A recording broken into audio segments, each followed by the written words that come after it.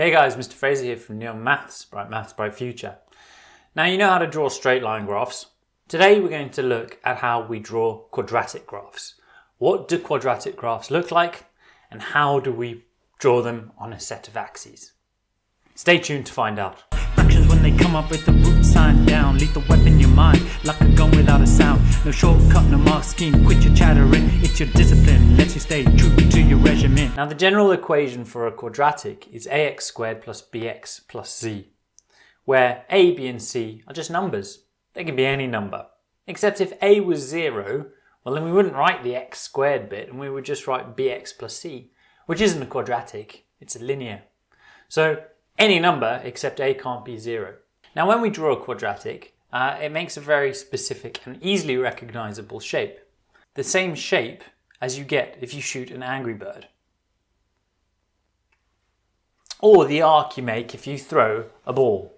Okay, that shape is called a parabola. Right, let's get straight into it. Let's draw the graph of y equals x squared minus 2x minus 8. Now, in order to do this, we need a Cartesian plane. Okay, and in exactly the same way when we were doing linear equations, drawing linear graphs, we're going to need a table of values as well. I'm going to draw this graph between the x coordinates of -3 all the way up till 5. So I'm going to create my table, but it's going to be slightly different because we've got to do a little bit more with our equation. Well, of course, we first need x squared, so I'm going to put x squared on as part of the graph. Underneath that, I'm going to put minus 2x, and underneath that, I'm going to put the constant, which is minus 8. Okay, the constant is just the number that hasn't got any x's or x squareds next to it. And now it's really a case of going through and filling in the spaces.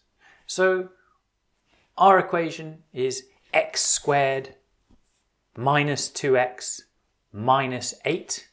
So we're going to start off by doing x squared. Minus 3 squared, minus 3 times minus 3, a negative times a negative is plus, so it's positive 9. Minus 2 squared is 4. Minus 1 squared is 1.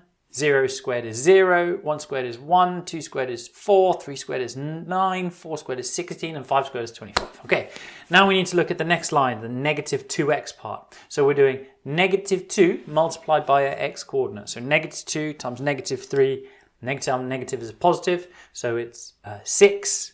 Negative 2 multiplied by negative 2 is positive 4. 2, 0, negative 2, negative 4, negative 6, negative 8, and negative 10. So that's my negative 2x column done. And then my constant, that's the easiest part. My constant in this case is negative 8. All of them are negative 8. And then really it's as easy as just now calculating what my y coordinate is. And I do that by doing x squared minus 2x minus 8. So 9 plus 6 minus 8 is 7. 4 plus 4 minus 8 is 0. 1 plus 2 minus 8 is negative 5. And I do that with all of them to get negative 8, negative 9, negative 8, negative 5, 0, and 7.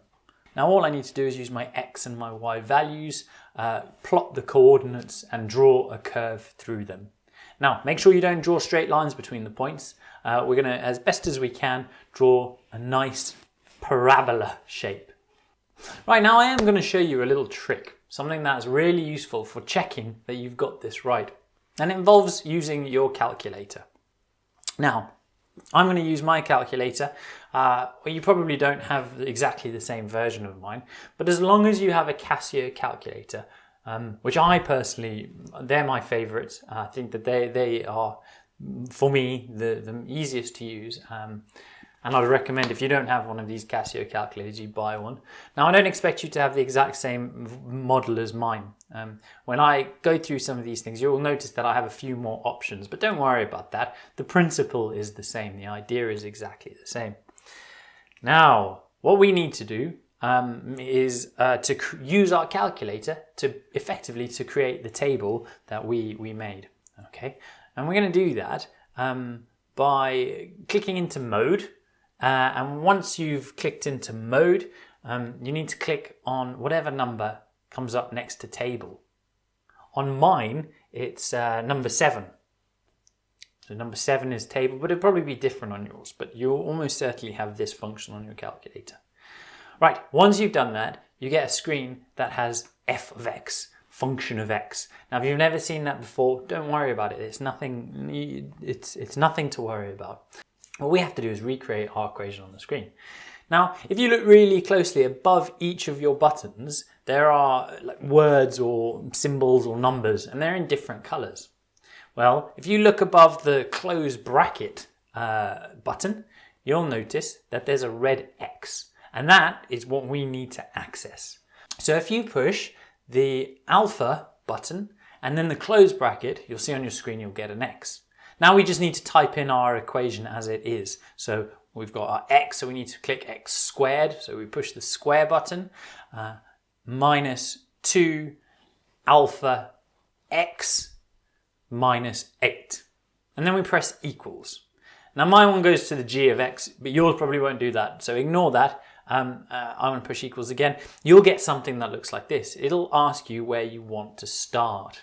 Now basically that's saying to you, what values do you want to use as your inputs? What are your x's going to be? And seeing as we, in this question, we drew our graph between the values of -3 up to 5, I'm going to click -3. We're going to start where x is -3, and then I'll press equals, and it now wants to know where it wants me to end. Well, we're going to end at 5, so yeah, it's already on 5, so push equals again. Next question, it's going to ask you how much, basically this is how much it's going to go up by. It's the intervals. So we're using integer values. We're going -3 for x, -2, -1, 0, 1, and so on.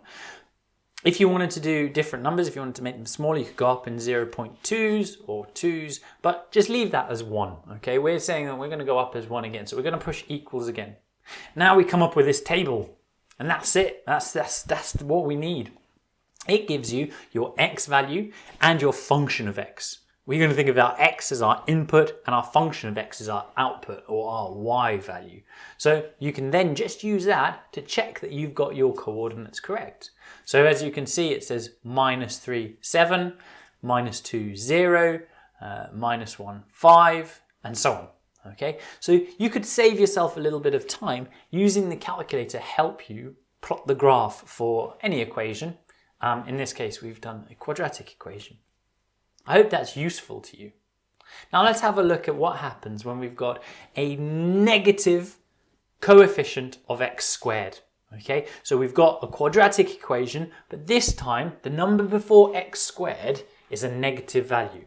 Well, I moved into the middle, so I have space on both sides for me to put up 2 graphs. So let's have a look. What do you notice? How is this different from the last one? When you've got a negative x squared, your parabola will be sad, basically a sad face. If it's a positive, and it makes a nice smiley face. So the first equation, the coefficient was a positive value. That's why we got the shape we did. And in these 2 questions over here, the coefficients of x squared are negative, and that's why they both do what they do. That's it for plotting quadratic equations. And quickly to recap, general equation of a quadratic is ax squared plus bx plus c equals 0. We can plot a quadratic by creating a table of values or using the trick on our calculator to help us with a table of values. To generate an x and a y coordinate, we plot those x and y coordinates, and we use a nice curve between those to draw a parabola. Now interestingly, the point where it crosses the y-axes are the solutions for those graphs. So we can plot graphs to help us solve quadratic equations. I hope you've enjoyed this.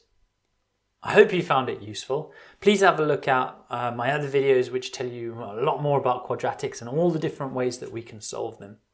Please subscribe to my channel,